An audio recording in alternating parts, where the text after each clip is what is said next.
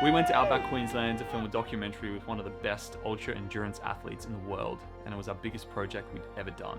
The film is now live and you can view it in our description below. So we came across this format about a year ago. It's called a backyard ultra. Runners have to complete a 6.7 kilometer loop once an hour every hour until the last runner stands, which is quite literally insane. After shooting at Sydney's backyard ultra, we caught wind of one of the more iconic backyard events in the world called Dead Cow Gully, which actually takes place in rural Queensland in Australia. We realized how sick this event is, and our first thought was, how are we getting ourselves to that event? Being very practical people, I thought what better place to start than seeing if the race director would actually allow us to film at his event. So I sent him an Instagram DM, and to my surprise, he responded straight away and was happy to jump on a call with me. And he steered us in the direction of an American athlete named Harvey Lewis.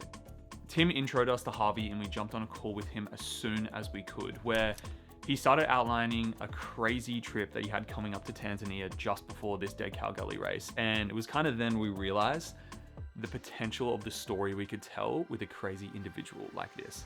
Over the past 29 years of ultra running, Harvey has run over 16,000 kilometers in races. He's also run a mile in over 100 countries, but most notably, it's the impact that he has on the people that he meets. That is what stood out to us. Despite his running career, Harvey remains a full-time school teacher committed to the mission of teaching the leaders of tomorrow. He talks about all this on the likes of Rich Roll and Nick Bear's podcast, which we have linked below.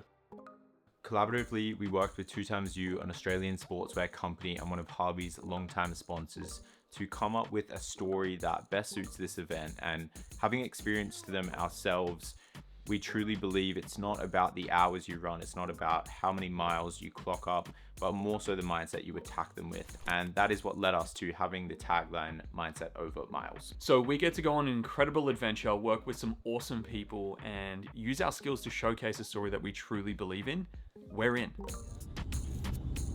We jumped on the road for an absolute monster 15-hour drive, which you did all of. Yeah, I was at the helm for that massive stint of 15 hours.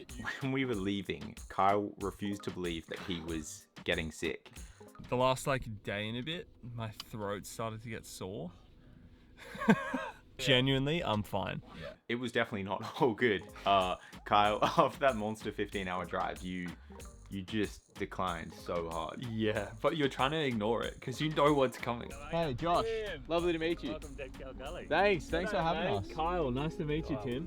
We were actually met with so much kindness. Tim quite literally opened up his entire home to us, meaning we had access to a kitchen, bath, bedroom, and a whole room for our camera gear.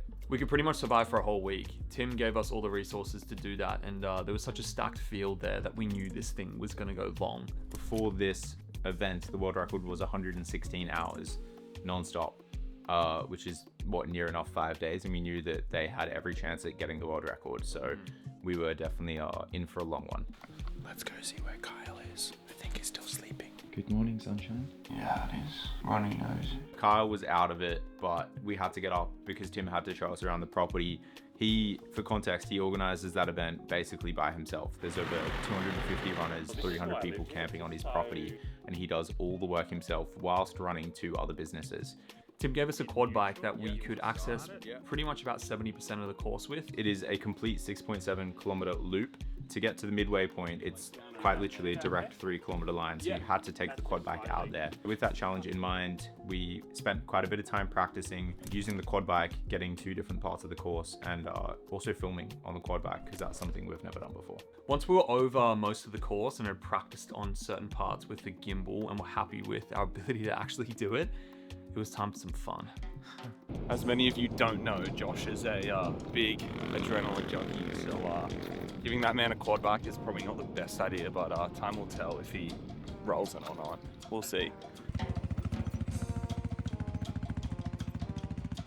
Dude!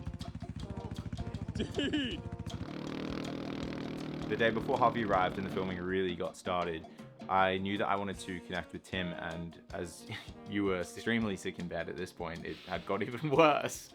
I spent a bit of time with Tim and got to learn more about his why. And I was out looking at all the flood damage and sticky beaking, and I came back home Yeah. and the whole place was on fire. No way. So yeah, I just raced in. How old were you? I would have been around 21, 22. That's pretty scary. It's a pretty defining moment because I just sort of, from that moment, I said, I got to go out and do something with my life. And then from there, like 10 days later, I packed the car and moved to Tasmania. Yep. But then there was this yearning to kind of come back home. I never really felt relaxed until I was actually back on the property.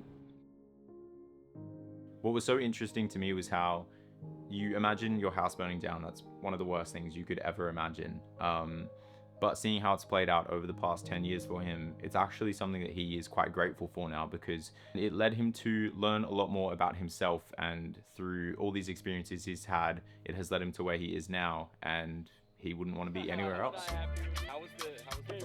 Harvey and his wife Kelly arrived on Thursday night, and we knew how important it was to connect with them at that time, considering the fact that the race was going to be in just over 24 hours, and once that's going, we have no time to set up a relationship with them. Also to capture those opening moments, because we weren't sure how the story was going to play out. We had to be there with the cameras filming their arrival and that whole scene, but also trying to connect with them. So it was this kind of interesting dynamic that we're not usually used to, because we get a lot of time prior to filming to connect with people. And props to Harvey and Kelly, because they had been on such a crazy travel haul, especially for Harvey, but Kelly had her flight delayed, a massive flight over to Australia, and they came in so happy, so willing to meet us and connect with us that night. Now the filming at this point had officially begun, cameras were rolling, and we had to drive into town so Harvey could get quite literally all of his supplies for 5 days of running. It was also another chance for us to connect, because he wasn't running at this point yet. I think something that shocked us was how popular this guy actually is. Yeah, we were traveling through town at different shops, and so many people were coming up to him and getting photos with him, which is wild because we were in a small town. We started to also realize the beauty of his character. He has the time of day for anyone. This guy was just in Africa like 2 days ago, but he gave everyone the time of day. Which I think for us is so beautiful, because when we are portraying someone through a film, we like to portray their authentic, genuine selves, and we can tell you the way Harvey is on camera is the exact way he is off camera. Definitely. Part of the way we like to connect with people, I guess, is through humor. We like to not really take ourselves too seriously. And you bet Harvey that you would go vegan if you won for 6 months. Yes, I did. I will do 6 months vegetarian if you win. Oh my god, now I can't stop then. I can't stop. I'll do 6 months. There we go. Oh my And I genuinely would have done it. Fortunately for me, he didn't win. There's this moment where he's almost like, don't tell me that, because I'm going to have to push myself to the nth degree because I want you to be vegan. It shows how much belief and like desire and passion he has in like everything he does. It's so intentional with everything, his interests. So it really showed that before the race, and it kind of was an eye opener. It's like, wow, this guy is like really locked in. One of the most important parts for this documentary was capturing Harvey's interview. We had to do it before the race began, and we really wanted to create a farm vibe with the scene that we chose. And rather than doing it outdoors in the hay and the fields, we ended up going for this old rinky-dinky barn that was on the property. And considering the final product, the interview was so important to the narrative of the story. It ended up being so pivotal that we had that piece. Even in all the chaos of him setting up, we managed to get it. 7 a.m. Saturday morning, the race has kicked off, and this is where things really get interesting. Because of how these events work, someone always has to be on with the camera. So essentially the system we figured out works best for us is a 12 to 13 hour shift that goes from like 4 a.m. to 4 p.m. and then 4 p.m. to 4 a.m. You're on the earlier shift because you are very much a morning person and not a night owl. Yes, I think that's more the important thing. Is it's not that I'm an early person, it's that I'm not a night person. That is very true. Whereas you have the ability to be a night person. Yes, thanks to your shift working past. That's it. For us, these shifts work really well because it allows us to go for as long as the event's going to go, whether it goes for 24 hours or, as this event went for, 119 hours.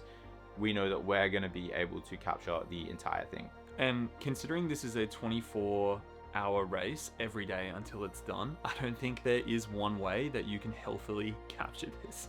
No. I'm working with daylight, you're working during the nighttime.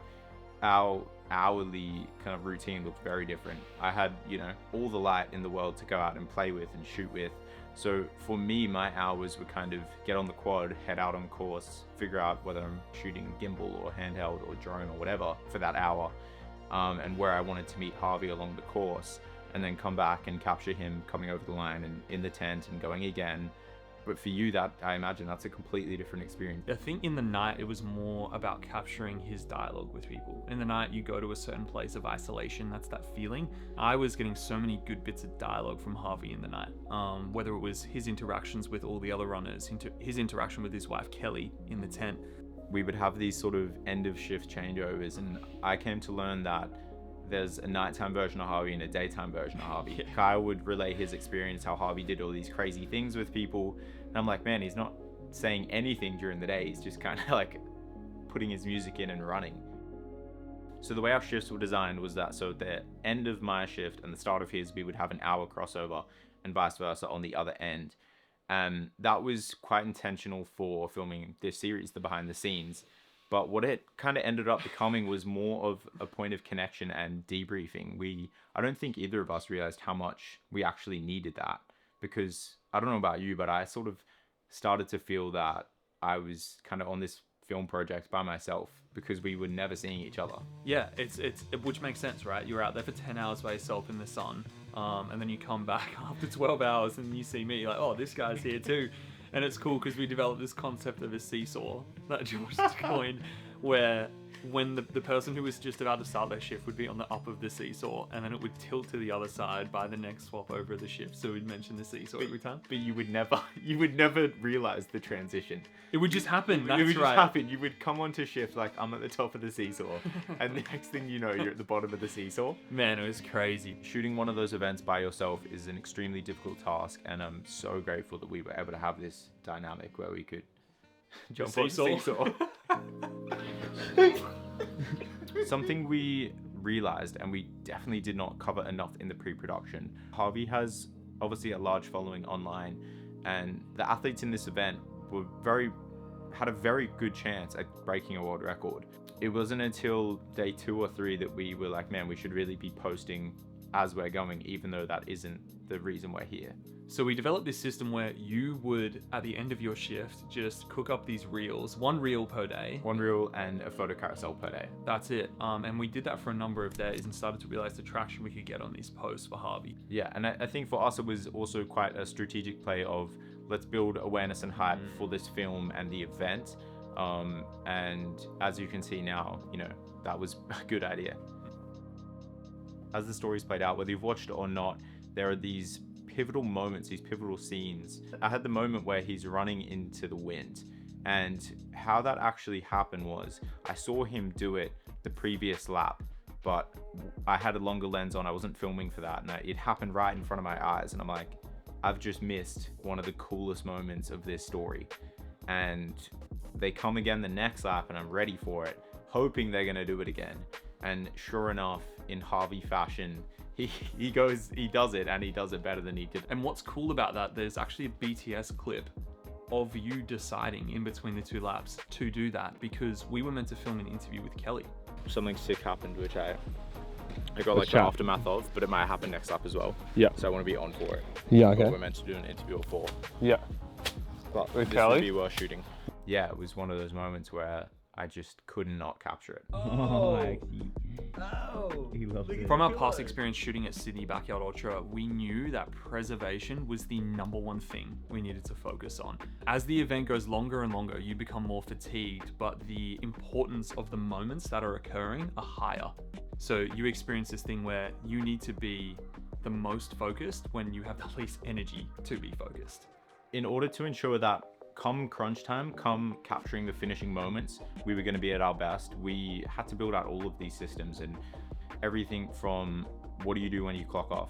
How are we dumping our footage, backing it up? What food are we eating? Are we eating takeout, fast food, or are we meal prepping? How are we staying caffeinated? How are we staying awake for these 12 plus hour shifts? All of these things matter, and they're details that if you don't do the pre-production for, slip through the cracks. When it came down to our systems, we used this template in Notion that you've sort of built out, which runs through everything from the story, the interview questions, the scenes, the feelings, the emotions we want to capture, to all the production logistics and things that we need to be doing. So essentially we have this hub where we can come back to everything that's got to do with this project. I don't need to think when I'm super fatigued. I can just look at the hub, go to where I need to be, and then just get the information that I need. And our systems for dumping footage are dump everything onto one SSD and have a backup SSD for everything. The amount of times I would double check, triple check to make sure that I've got all the footage. I got to the point where I was so anxious that I wouldn't clean my SD card. I would sleep, wake up, check the drives, and then format my SD card. That's wild. I never did that. I got super anxious towards the end because the moments just kept getting more important. And you're more fatigued. I can't stress to the level of which we are fatigued. It's not good for you. No, it's not good for you. We had to start thinking about when he does finish, how are we going to wake up the other person to go and actually capture it, because there was no internet there. There was no internet. We had Wi-Fi in the house, but if you were out filming, you couldn't call the other person. And that actually happened. It was around 2 a.m. when one of the actual world record holder came in and said, Harvey's out there finished. And it was such a weird moment because we'd been filming for 90 odd hours where I was just go, go, go, and now he's done all of a sudden. So I ran straight inside to grab Josh. He just woke up, instantly rose, and within, I swear, like less than 100 seconds, we were on a quad bike to go get him. Because I knew I was going to get woken up, and every night I would do this, I would have my camera fully built, battery in, SD cards formatted, so I could literally just get up, put clothes on, and start filming. Whereas imagine I had to get a battery, clean my SD card, assemble the rig, like that's just valuable minutes that we don't have. So all I remember was you waking me up saying, Harvey's done, let's go. Something that is amazing with these high level athletes is none of them finish in the chair. They all give it 100% and go when their body or mind cannot go anymore. So, which for us is kind of a good thing because we can get out there and capture those moments, as opposed to if they'd finished in the course, then, you know, the moment's already passed. We've already missed the magic. The finish is something I will never forget, and at that point it was just roll. I remember my anxiety was so high that I stopped the recording so it would write to the SD card, and then I started it again. I was that anxious, but you didn't have that anxiety because I remember reviewing the footage. You had the fattest clip rolling the whole time. One thing I did do though was my mic gain was on +20, and the first 3-4 minutes of the clip is so loud, and it wasn't until I was in the car that I realized, and I put it back to 0. So that's the reality of filming in these high stress moments. It was such a unique thing because he was finished, but he was freezing cold. So we went into one of the other elites, Sam Harvey's tent, and it was so cool to sit in there with Harvey because we were interacting with Sam Harvey's mom, and she was saying to Harvey, please stay until Sam comes in because he'll love it. And that is a big part of the film in the end, because Sam admitted to Harvey, I wouldn't be in the race without you. And that ended up being just such a massive part of telling the story of Harvey's ability to sacrifice himself, to run slow laps, to pull people in.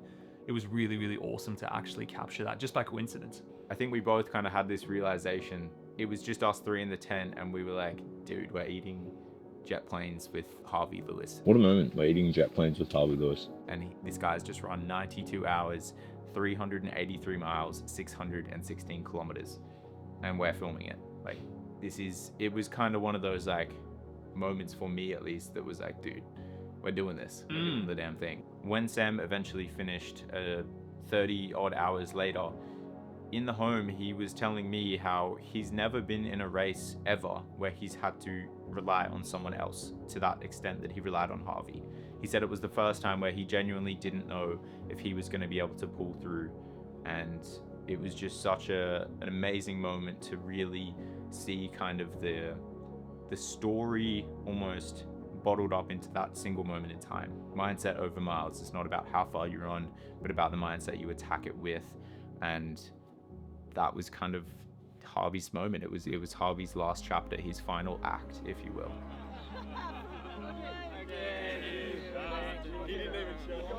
With the entire production now finished, we sit here now reflecting on what an experience that was. That is by far the biggest project we've ever embarked on, and I really am so happy with how it turned out.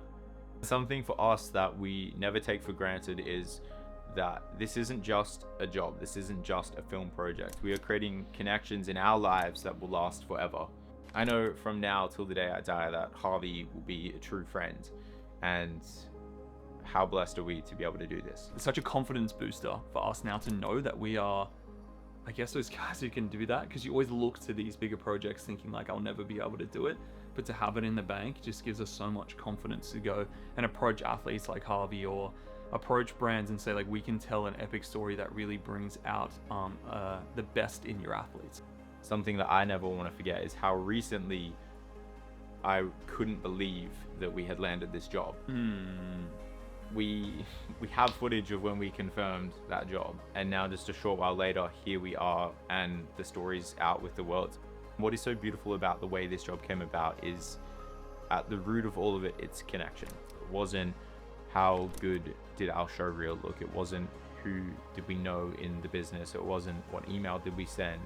It was simply just about human connection. That's also evident in how we connected with Harvey. That first call we had with him, I know that he saw in us the same curiosity and adventurous spirit that he has. And he trusted us to tell the story we were going to tell, which we're so grateful for.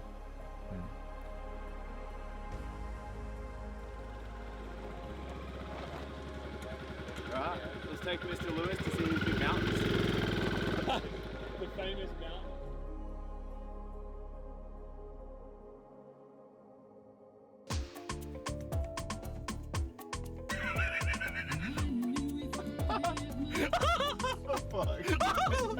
Friday, gotta get down on Friday. Weekend fun. Woo!